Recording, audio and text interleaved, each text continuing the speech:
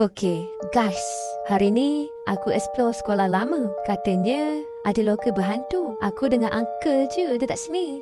Sekolah ni sunyi gila. Lorong pun kosong. Diorang kata ada budak kena buli dulu. Lepas tu hilang. Uncle tadi tiba-tiba cakap, Dia tak hilang. aku pelik. Kenapa dia cakap macam tu? Tapi aku jalan je ikut dia sampai lorong loker ni.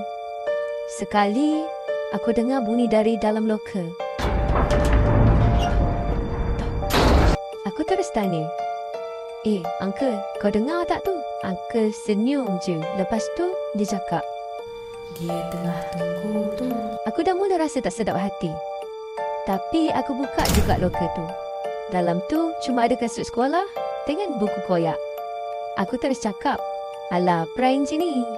Tiba-tiba, loker tu tertutup sendiri. Aku terus pusing cari uncle. Uncle, jangan main-main. Tapi dia dah hilang. Sunyi. Lepas tu, dari dalam loker, aku dengar suara perlahan. Mochi. Aku kumpul berani.